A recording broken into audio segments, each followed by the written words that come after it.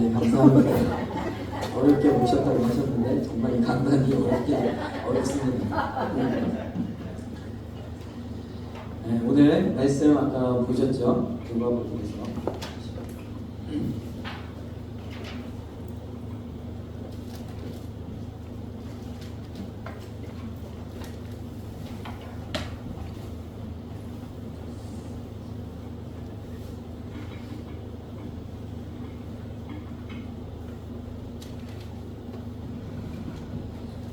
누가복음 16장 10절에서 13절까지 우리 말씀 같이 보았습니다.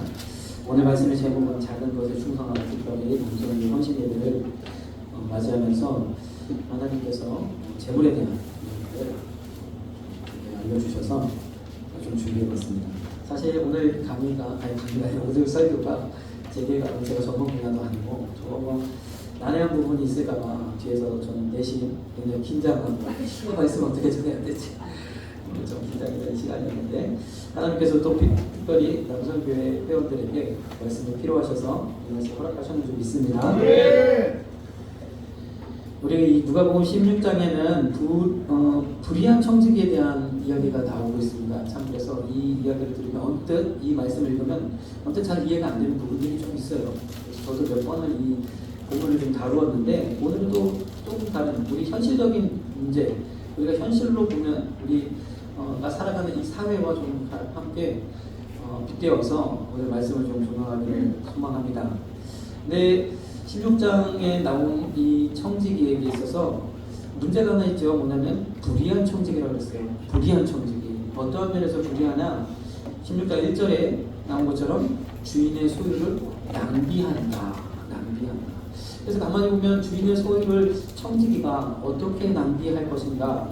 그래서 뭐 본인이 이것을 차용해서 썼거나 아니면 도둑질했거나 뭐 이런 식의 그런 문제가 아니라 제가 생각할 때는 이 이후의 내용을 쭉 보면 많은 사람들을 불러다가 빚진 것이 100만이면 50만을 쓰라고 하고 50이면 25를 쓰라고 하고 이런 식으로 탕감해주는 그런 부분들이 나오거든요. 뭐냐면 주인의 돈을 너무 무분별하게 나눠주었다는 거죠. 그래서 갚을 여력이 없어서 이것이 회수가 안 되는 그런 상황으로 우리가 좀 상정해 볼 수도 있다는 거예요. 그래서 이 문제가 청지기에게 있어서도 그렇죠. 자기에게 맡겨진 이 청지기 소임을 잘 못했던 그런 문제가 있고 또 주인에게 있어서는 이것을 잘 회수가 되고 또 이것이 수입이 되어야 되는데 회수가 안 된다면 굉장한 큰 문제죠. 그래서 이 소문이 들리니까 주인이 이 청지기를 파면해야겠다. 그렇죠? 내 가산을 낭비한 이 청지기를 파면해야 되겠다. 이런 말씀을 2절에 하게 됩니다. 그래서 내가 보던 일을 세마라 청지기 직무를 계속하지 못하라. 문제가 생겼죠. 청지기는 이제 자기의 본업을 잃게 되는 문제가 발생했습니다. 자, 우리가 살아가는 이 사회가 우리는 지금 자유민주주의를 살아가고 있죠. 그래서 법치를 따라서 법이 왕이 되는, 그래서 대통령이라 할지라도 법 아래에 있고 그 누구도 법 위에 있을 수 없는 시대를 살아가고 있습니다. 많은 이제 나라에서 여전히 법 위에 존재하는 군림하는 그러한 사람들이 있는데 또 우리나라도 과거에 이런 과정들을 또 여러 거치면서 현재로는 잘 그래도 법치주의가 잘 안착돼서 우리 모두가 평화를 누리고 또 자유를 누리는 그런 사회가 되어졌는 좀 있습니다. 이런 법치주의를 가운데서 또 한 가지는 우리가 사유재산이 인정되고 그리고 또 자본주의라는 또 시대를 우리가 살아가고 있어요. 그래서 우리가 지금의 시대 공산주의와 사회주의가 조금 위협하고 있는 그런 시대를 살고 있지만 우리는요 자본주의를 표방하는 자유민주주의, 자본주의 시장 경제를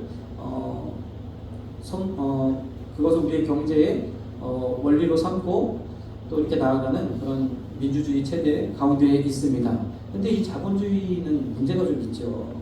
아시는 것처럼 빈익부, 부익부 이런 현상이 나타나는 거예요. 많은 사람에게 부가 쏠리게 되는 분배의 문제들이 있습니다. 그래서 항상 보면 정의의 문제가 따라다녀요. 그래서 마이클 샌들이라는 아주 유명한 학자가 정의란 무엇인가라는 책을 하나 쓴 적이 있죠. 거기에 있는 내용을 잠깐 말씀을 드리면, 미국의 한 주에 허리케인이 강타해서 아주 많은 집들이 파괴가 돼요. 미국은 참 집을 나무로 짓는 경우들이 굉장히 많죠. 근데 그 집들이 다 날아가고 파손이 돼서 이제 그 사람들이 갈 곳이 없고 아주 어려운 상황에 처했죠.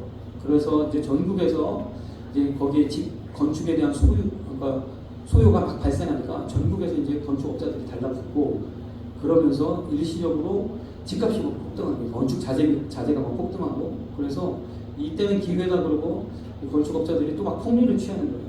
그래서 야, 여기에 정의는 사라졌다 막 이러면서 막 반발을 하고, 많은 사람들이 폭리를 취하는 그 건축업자들에 대해서 굉장히 이제 욕을 하고, 이렇게 하는 사회적인 문제가 발생한다는 거예요. 그래서 정의의 문제가 따라갔어요. 수요와 공급의 원리에 따르면 가격이 올라가는 것은 당연한데 시장 원리죠. 그런데 이 가격이 올라간다는 어떤 측면 때문에 이게 항상 정의의 문제를 가지고 있다는 거예요. 근데 가만히 생각해 보면 시장 논리에 따라서 이제 건축 자재 비용이 올라가고 그러면 전국에서 더 많은 사람들이 그곳에 큰 돈을 벌기 위해서 건축을 하려고 모여든다는 거예요. 그 가격이 올라감을 통해서 공급이 더 발생한다는 거죠. 막 공급이 발생하면서 이제 처음에는 분명히 집값이 굉장히 올라갔지만 빠른 시간 내에 정상을 찾아간다는 거예요. 왜냐하면 많은 사람들이 건축업자가 우선적으로 그 지역에 모든 것을 공급하면서 그 지역에 이런 태풍으로 인한 피해가 빨리 복구가 되어지고, 그리고 점차적으로 모든 자재나 집값이나 이런 것은 안정을 찾아간다는 거예요. 이걸 결국 이제 시장의 원리인데, 그래서 우리가 가만히 이제 민주주의 시장 경제를 들여다볼 때 이 시장의 논리를 좀 인정하고 기다려줄 필요가 있다. 또 그래서 이런 부분들을 통해서 과연 정의란 무엇인가, 무조건 이게 정의롭지 못하다고 해서 이것을 강제적으로 가격을 인상하지 못하도록 한다든지, 이런 이제 시장의 정부가 너무 적극적으로 개입을 하면 또 여러 가지 또 그에 따른 문제도 있을 수 있다고, 아무튼 여러 가지 복잡한 아주 그런 이야기들을 합니다. 아무튼 이런 자유민주주의, 자본주의, 그리고 시장경제 체제에는 정의의 문제가 항상 따른다는 것을 우리가 알 수 있습니다. 오늘도 보면 이 청지기가 자기가 열심히 일을 했든 어떻게 됐든 어쨌든 이 청지기는 주인의 그 재산을 낭비했기 때문에 불이함에서 면할 수 없습니다. 그렇죠? 불이한 것을 면할 수 없어요. 그래서 청지기는 이제 직업을 뺏기게 생긴 거죠. 내가 직분을 빼앗기니 어떻게 할꼬 하면서 고민하니까 나가서 땅을 파자니 힘이 없고 빌어먹자니 부끄럽거나 그렇다는 거예요. 도대체 내가 할 수 있는 일이 없을거나, 나는 이 청지기 일이 내 본업이고 내가 할 수 있는 일이 그 일인데 이 일을 뺏기게 생겼으니 나는 무엇을 할까? 그래서 그가 어떠한 꾀를 냅니까? 사람들 다 주인의 빚진 사람들을 다 불러다 놓고, 그렇죠? 그 사람들에게 탕감을 해주기 시작합니다. 그래서 그 한 가지 꾀를 생각해 놓고 이 꾀를 통해서 사람들이 내가 만약에 현재 직장을 잃으면 나를 초청해 줄 거야, 나를 생각해 줄 거야, 나를 도와줄 거야 라고 생각을 하는 거죠. 그래서 사실 이 청지기는 주인의 가산을 담당하는 사람이잖아요. 그것을 잘 나누어서 때를 따라 이렇게 잘 분배해 주는 것이 청지기의 역할인데, 이 주인이 허락한 권한으로서 이웃에게 선을 베풉니다. 선을 잡고, 그래서 기름 100말 빨리 가서 50으로 쓰십시오. 그리고 또 밀 100석 빨리 가서 80이라고 쓰십시오. 탕감해 주는 거예요. 그러니까 이렇게 탕감을 했더니 어떤 일이 일어나겠습니까? 성경에서는 물론 이 결과에 대해서 집중하기보다는 이 지혜에 대해서 말씀하고 계시지만, 이 결말을 우리가 좀 생각을 해보면 이렇게 탕감을 해주니까 이 빚진 사람들이 얼마나 감사합니까? 그래서 탕감 받았으니 열심으로 빚을 갚는다는 말이죠. 그래서 주인의 가산 재산이 다 탕진되지 않도록 그것을 회수할 수 있는 여지를 만들어 줄 수 있는 그런 부분들이 생겨납니다. 그리고 이 사람은 그 선을 행함으로써 이제 주변 사람들에게 좀 인정을 받고 또 여러 가지로 자기가 뒤에 살아갈 수 있는 그런 궁리를 하게 되는 거죠. 그래서 여기서 보면 이 탕감을 통해서 여러 가지 효과들이 나타나는 것을 볼 수 있습니다. 근데 이것이 참 우리가 살아가고 있는 지금의 사회와 굉장히 유사한 면이 있습니다. 자, 우리가 좀 더 우리가 살펴보면, 자, 이 예수님께서 이 비유를 말하시면서 이 불의한 청지기를 지혜롭다라고 칭찬하셨어요. 이를 지혜 있게 하였으므로 칭찬하였으니 그랬습니다. 자, 그러면 이 청지기는 어떤 지혜를 가졌을까요? 누가복음 16장 9절에 보니까 불의의 재물로 친구를 사귀었다 그랬대요. 불의의 재물로 친구를 사귀었다. 그래서 이 청지기가 가지고 있는 권리, 주인의 재산을 이렇게 때를 따라서 나누어주고 그것을 다시 회수하고 또 거기에 이자를 더하는 이러한 그런 권리를 선으로 바꿨다는 거예요. 선으로 이 재물이라는 그것을 통해서 이 장부에 기록된 그것을 탕감해줌을 통해서 선으로 바꿨다는 거예요. 가치의 전환이 일어났다는 얘기죠. 이것이 굉장히 중요한 의미를 가지고 있습니다. 자, 그래서 이 청지기 지혜는 뭐냐면 내가 가진 권리를 이용해서 가치를 전환시켜서 그 사람들의 마음을 샀다는 거죠. 그리고 그들도 탕감받은 은혜로 말미암아 그 빚을 잘 갚을 수 있도록 그러한 일들이 일어났다는 거죠.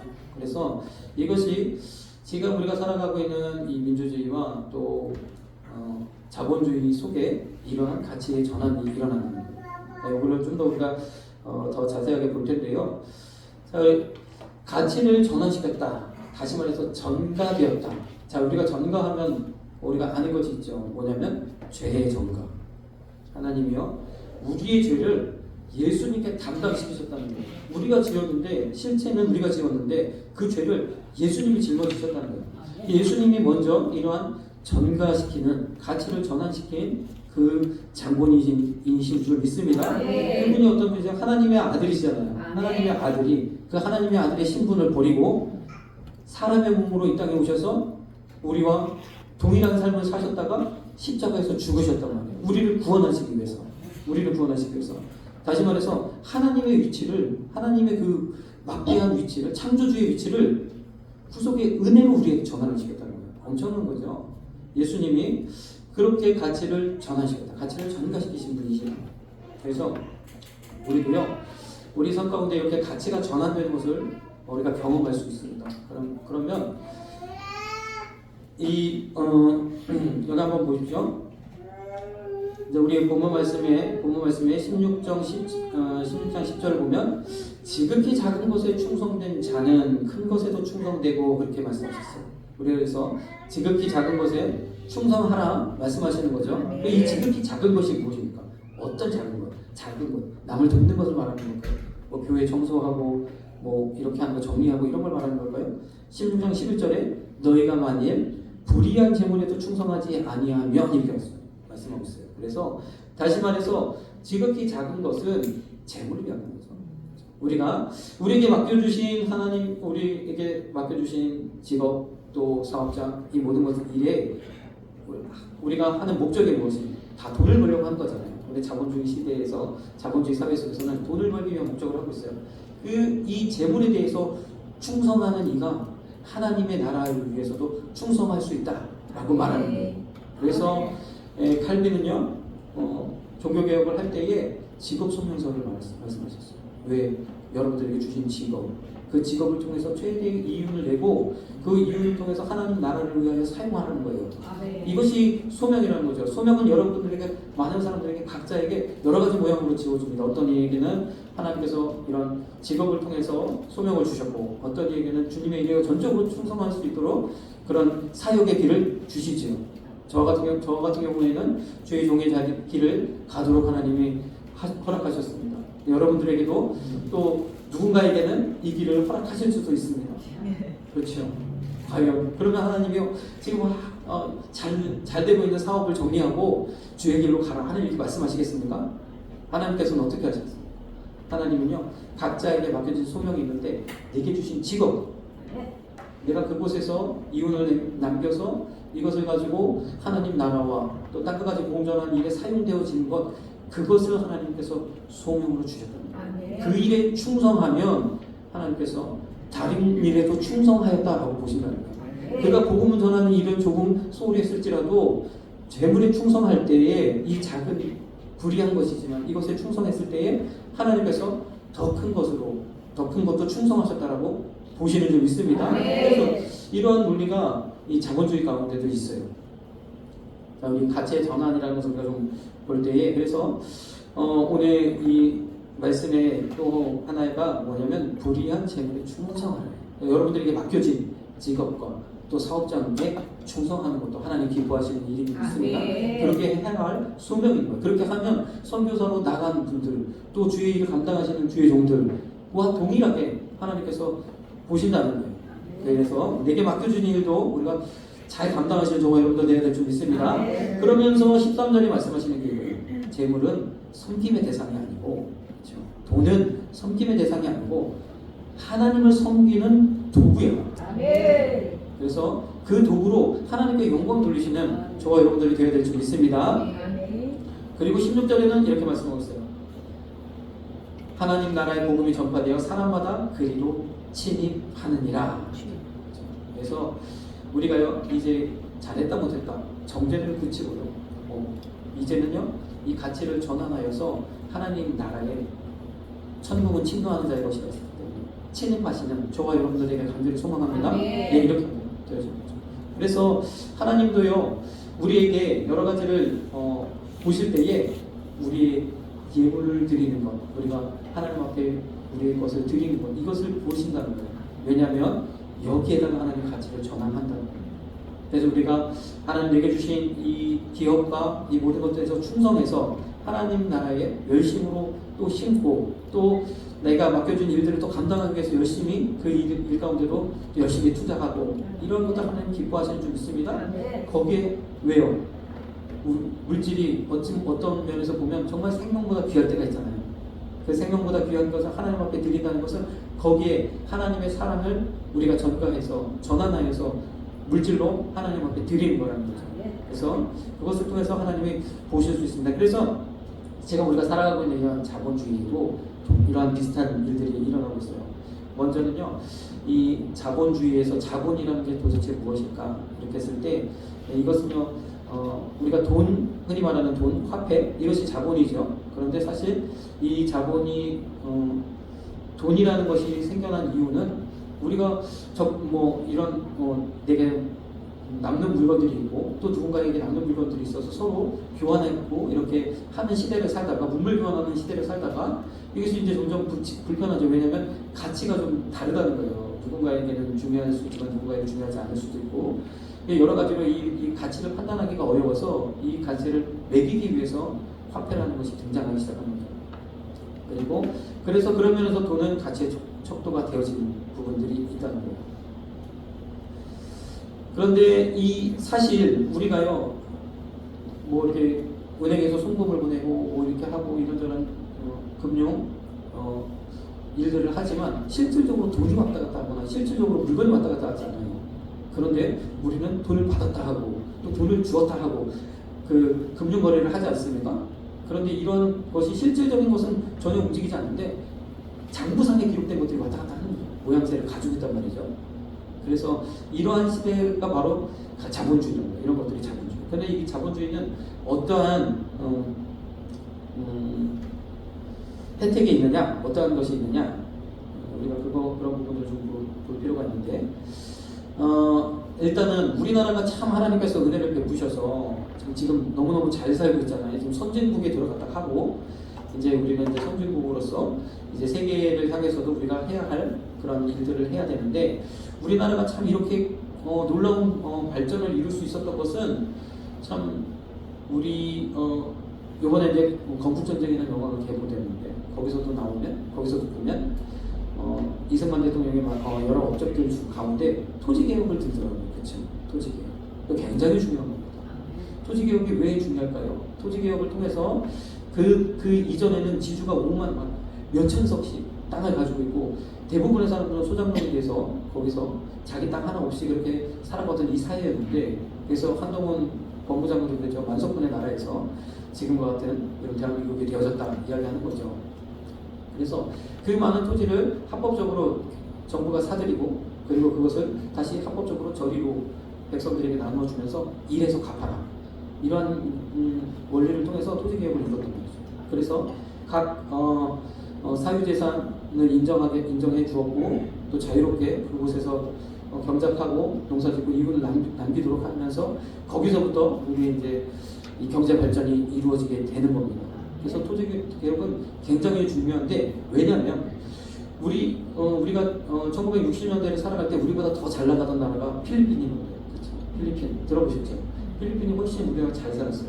그래서 이후에 그 당시에 1960년도, 50년도, 60년도 이 당시에 필리핀이 이제 차세대 그런 경제발전, 개발도상국으로서 그런 일을 이루지 않을까 많은 기대가 있었던 것도 사실이에요.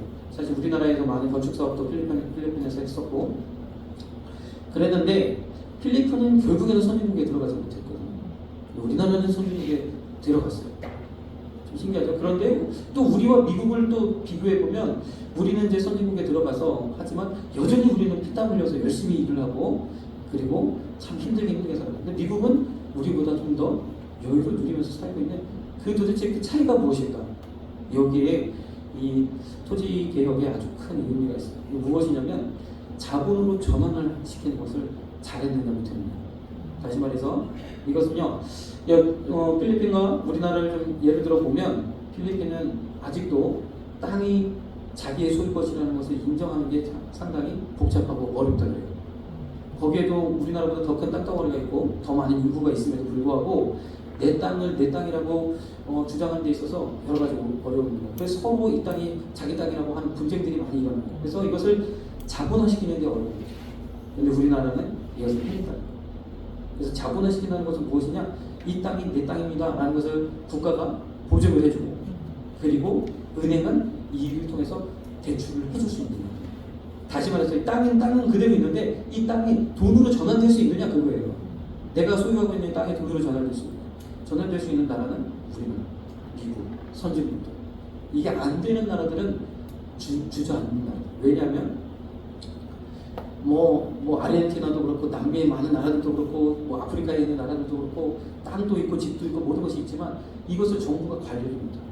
인정해 주지 못해요. 누군가 와서 내 거라고 내 소유권을 주장하면 분쟁이 발생하고 힘 있는 사람이 차지하게 되는 그런 사태가 발생하기 때문에 안 되는 거죠. 근데 우리나라는 이것을 이루어요. 이것을 자본에서 내 땅을 담보 잡아서 돈을 빌려서 더 많은 것들을 이렇게 할 수 있다는 거죠. 그러면 또 우리와 미국의 차이는 어디냐? 우리는 여기까지는 됐어요. 우리가 눈에 보이는 이 유형 자산들은 자본으로 우리가 충분히 다 전환할 시간인데 무형 자산을 전환시키는 일이 아직은 우리가 좀 미약해요. 다시 말해서 우리가 예전에 과거에 막 불법 다운로드 이런 거 많이 있었잖아요. 그래서 지금은 이제 그것들을 다 이제 정부에서 감시하고 많이 이제 근절을 하고 그래서 저작권을 보호하기 위해서 뭐 저작권 협회도 있고 이런 일들이 일어나잖아요. 그것을 만든 사람의 그것을 인정해서 이것을 가치로 전환할 수 있는 돈으로 전환할 수 있는 자본으로 전환할 수 있느냐 없느냐 이런 문제가 있다는 거예요. 우리나라는 아직도 부족한 것이 무엇이냐면 권리관계. 내가 열심히 일해가지고 여기서 많은 이제 단골도 생기고 그래서 아주 맛집으로 소문나가지고 사람이 많이 하는데 이제 내가 여기 가게를 옮겨서 다른 곳으로 옮겨야 되는 상황이 일어났어요. 그러면 지금 같은 상황에서는 권리금을 인정받기가 참 어렵죠. 같은 업종에 있으면 그나마 권리금을 좀 받을 수 있겠지만 권리금을 받아내기 사실 쉽지가 않아요. 그런데 미국은 이런 권리관계도 가능하면 다 정부가 보장할 수 있도록 한다는 거예요. 그러면 어떤 일이 일어나냐? 그러면 모두가 다 열심히 일을 하는 거예요. 그래서 내게 맡겨진 것이 돈으로 바뀌어질 수 있다, 자본이 될 수 있다는 그 마음을 가지기 때문에 모두가 열심히 일을 하게 된다는 거예요. 이것을 단적으로 어떻게 예를 들냐? 우리가 초등학교 때 돈 먹기 게임이 있다고 하십시오. 이렇게 책 위에다가 동전 2개 올려놓고 이렇게 손바닥으로 치면 동전이 넘어갑니다. 그러면 이제 가져가는 거예요. 서로 하나씩 150 올려놓고 탁 쳐서 동전이 넘어가면 가져가는 거예요. 근데 이런 게임을 하다 보니까 이게 잘하는 사람이 있거든요. 잘하는 사람이 아주 싹쓸이를 해갑니다. 그럼 이제 반 아이들 주머니에 있는 동전을 그게 다 쓰레기가니까 다 싹 쓸어가니까 이제 더 이상 게임이 진행하지 않는 거예요. 근데 이 나머지 학생들은 그 빼앗긴 돈도 돌려받기를 원하고 또 게임을 계속 하길 원하는데 이게 동전이 없으니까 못하는 거죠. 그랬더니 슬그머니 어떤 친구가 일어나서 야 그러면 너가 얘한테 10개 줬다고 생각해. 내가 여기에 장부에 기록을 할게. 그래서 없는데 실제로 돈이 왔다 갔다 하는 게 없는데 그래 그럼 내가 너한테 10개 줬다고 할게 하고 또 다시 게임이 진행이 되는 거예요. 그러면서 실제적인 돈과 이 장부에 있는 게 다르죠. 이제 근데 장부를 통해서 계속적으로 거래가 왔다 갔다 하면서 게임이 계속 활성화돼요. 하루 종일 게임을 하고 그 다음 날도 게임을 하고 그 다음 날도 게임을 할 수 있게 된다. 이게 바로 자본주의. 그래서 자본주의가 이런 부분이 있습니다. 자본화시키는 거, 자본화시키는 거. 이것을 잘하는 나라 미국이 그래서 지금도 선진국이 되어서 가고 있죠. 그러나 지금 최근 중국으로부터 여러 가지 공격을 받고 있지만 그렇답니다. 우리나라도 내 것을 자본화시키는 이것을 우리가 잘해야 되는 거죠. 마찬가지로요. 여러분들도 사업을 하고 모든 일을 할 때 자본화시킬 수 있는 그 일이 필요하다는 거예요. 직장을 들어가더라도 정상적인 직장에 들어가면 우리가 직장인이라는 것을 인정받아서 내가 직장인이기 때문에 대출이 나옵니다. 그러니까 자본으로 전환이 된다는 게 꼭 대출을 받으라가 아니라 대출을 받을 수 있다는 게 정부가 보증해주는 자본으로 전환이 가능하잖아요. 근데 이것이 안 되면 자본화가 안 되고 자본화가 안 되면 활성화가 안 된다. 우리의 삶에 있어서는 이것이 굉장히 중요한 거죠. 그래서 참 이 자본화시키는 그래서 하나님께서 우리의 믿음을 달아보실 때 왜 물질을 훈련시키십니까? 하나님은 왜 예물을 드리라고 하고 물질을 드리도록 우리에게 하십니까? 바로 여기에다 우리가 하나님 앞에 우리 마음을 다하여서 드리면 하나님께서요 우리 받은 것을 통해서 우리에게 더 큰 은혜로 축복해 주시는 줄 믿습니다. 예, 우리의 가치 내가 하나님을 사랑하고 내가 하나님을 섬기는 그 섬김의 도구로서 하나님 우리에게 주신 이 물질을 통해 하나님 앞에 감사를 올리게 되는 것인 줄 믿습니다. 그래서 이런 특징들이 이 자본주의 안에 이렇게 있는데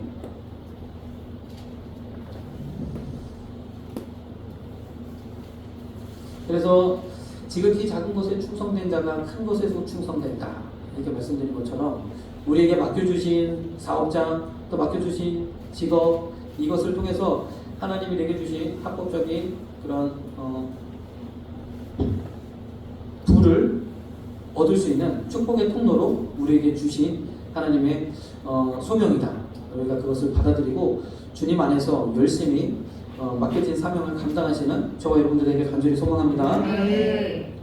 우리나라가 한 가지가 우리에게 필요한 것이 있어요. 뭐냐면 우리도 이제는 노동의 가치도 자본화하는 필요가 있다는 거예요. 다시 말해 나의 능력, 나의 재능, 나의 가능성을 그것을 통해서 대출을 받을 수 있는 그런 시대가 우리나라에도 열려야 된다는 거죠. 미국은 상당수 그런 부분들이 많이 인정이 되는 부분이죠. 그런데 우리나라는 아직 그런 부분들이 많이 멀죠. 우리의 여러 가지 그런 부분들이 이것은 우리가 아직도 해야 될 일이에요. 그런데 이것도 마찬가지죠. 그래서 회사 같은 데서 경영을 할 때 인센티브를 주는 이유가 뭡니까? 그 능력을 인정받기 때문에 더 열심히 일한다. 더 열심히 일할 수 있는 아주 좋은 그런 기회가 된다는 거죠. 이것이 결국 그 사람의 능력, 그 사람의 가치를 인정해서 내가 너에게 이만큼을 더 줄게, 보너스를 줄게 하는 거잖아요. 이런 것들도 우리가 잘 활용해서 그렇게 되면 나의 능력, 내가 열심히 일한 것이 돈으로 전환된다는 것을 알기 때문에 더 열심히 일하게 됩니다. 그래서 하나님께서도 우리에게 이러한 은혜를 주십니다. 하나님 우리에게 함께 하시고 은혜를 베푸시는 줄 믿습니다. 마지막으로 조금 더 이게 좀 내용이 좀 길어지는데 마지막으로 우리가 좀 보면 이 달란트 비유가 있잖아요. 달란트 비유는 5달란트는 5달란트 남기고 2달란트는 2달란트를 남기고 그랬어요. 그래서 처음에 주인이 그 종들에게 나눠준 것이 5달란트, 2달란트, 1달란트 좀 불평등하게 남겨졌죠. 우리에게도 보면 불평등한 요소들이 있어요. 누구는 똑똑하고 누구는 잘나고 이런 불평등한 요소들이 있어요. 그러나 그 안에서 열심히 하면 나름대로 하나님께서 보상을 해주시는 줄 믿습니다. 그런데 어쨌든 5달란트가 5달란트 남긴 것도 중요하지만 이게 왜 중요하냐? 자본의 특성이 있다는 자본은 처음에는 비슷한 것 같지만 이게 자본화가 되느냐 안 되느냐의 차이는 처음에는 비슷한 거죠. 우리와 북한의 차이가 처음에는 북한이 더 낫죠. 처음에는 이게 비슷한 것 같았지만 지금에 와서 완전 극과 극이잖아요. 그래서 우리도요, 이 자본화 할 수 있다는 게 이렇게 큰 힘이라는 거예요.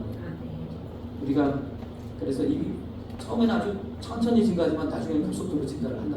그래서 우리도요, 하나님께서 우리에게 주신 이 안에서 이 부분들은 잘 하나님이 주신 지혜를 통해서 자본화하는데 힘을 쓰시는 저와 여러분들 되게 간절히 소망합니다. 또 문화의 비유가 있는데 이 문화의 비유는 평등한 거예요. 각각 한 문화씩 다 나눠줬어요. 10명의 종에게 10문화를 한 문화씩 나눠줬는데 첫째는 이 한 문화로 10문화를 남겼어요. 또 두 번째는 한 문화로 5문화를 남겼어요. 평등하게 똑같이 주어졌는데 우리에게 똑같이 주어진 것들이 있죠. 시간 또 뭐 아무튼 우리에게 모든 것들은 똑같이 평등하게 주어진 것이 있어요. 그런 평등한 조건 안에서 열심히 할 때 어느 누구는 10문화를 남기고 어느 누구는 5문화를 남기고 한단 말이죠. 그럴 때 주님이 뭐라고 말씀하셨냐? 아, 착하고 잘했다 칭찬하시면서 10골 권세를 또 5골 권세를 차지하라 말씀하셨어요. 그래서 우리가 참 민주주의 아니 자본주의의 꽃, 민주주의의 꽃은 선거다 그러잖아요. 자본주의의 꽃은 무엇인지 아십니까? 자본주의의 꽃은 주식입니다. 주식. 신기하죠? 왜 주식이냐? 경영권을 부여한다는 거예요. 자본을 통해서. 그래서 자본주의라 하면 돈으로 경영권을 살 수 있는 게 바로 자본주의예요. 그럼 이것은 무슨 말이냐? 주식회사가 된다는 것은 이 자본을 통해서 이제 경영권이 이제 확립이 되어지는 50.1%를 가진 사람이 경영권을 가져가죠.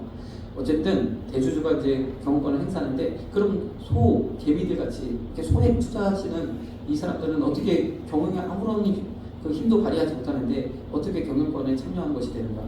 이것은 왜 그러느냐? 이 주식이라는 것은요, 우리가 주식을 투자하기 위해서 어떻게 합니까? 그 회사가 어떤 회사인지, 건실한 회사인지, 미래가 있는 회사인지 굉장히 따져보게 됩니다. 그래서 주식하시는 분들이 경제 뉴스 이런 걸 굉장히 많이 쳐다보고 세상 돌아가는 거에 대해서 굉장히 관심이 많은데 왜 그럽니까? 앞으로 대세가 무엇이야 이런 것을 알고 거기에 투자하는 거예요. 그러니까 소극적인 방법으로 경영에 참여하는 거죠. 그럴 회사들, 앞으로 잘 나가는 회사들을 발굴해서 거기에다 투자하는 거예요. 장기적으로 투자하는 거예요. 단타 이런 거는 안 됩니다. 주식은. 그래서 이 자본의 특성이 이 경영권을 부여하는 이런 특성이 있다는 거죠. 이런 것들이 다 성경에서 나온 개념들을 오늘날 이 자본주의를 통해서 만들어낸 거죠. 그래서 우리가 늘 항상 투자할 때 또 하나님께 또 예물 드릴 때 우리가 보아야 될 것은 넘치는 영역이 있어요. 넘치는 영역이 있어야 있습니다. 네. 넘치는 영역이라면 그렇죠. 내가 소비할 만큼 소비하고 남는 영역이 있어야 된다는 거죠. 이 넘치는 영역이 축복의 영역입니다. 이 넘치는 영역이 씨와 먹을 것을 주시는 그 먹을 것에 해당되는 영역입니다. 이 넘치는 영역이 하나님께도 드리고 우리가 여러 가지로 투자도 하고 할 수 있는 그런 영역입니다. 우리에게 있어서는 이런 넘치는 영역이 있어요. 하나님 그런 영역을 주시려고 가난하게 되셨다고 했어요. 우리에게 이렇게 넘치는 영역을 달라고. 그러면 넘치는 영역을 위해서 우리가 우리 삶을 잘 단도리할 필요가 있다. 그래서 세워나가는 부분들을 효율적으로 바꾸고 그리고 잘못 좀 비효율적인 부분을 효율적으로 바꾸고 세워나가는 부분들을 좀 막고 이렇게 하면서 우리의 영역을 좀 우리가 단도리할 필요가 있다. 그러면 우리가 가난하다 할지라도 우리의 모든 총수입이 적다 할지라도 반드시 넘치는 영역이 생겨난다. 넘치는 영역이 있으면 그가 진정한 부자라는 거예요. 돈이 많아서가 쌓아놔서가 부자가 아니라 넘치는 영역이 있을 때 그가 부자인 줄 있습니다.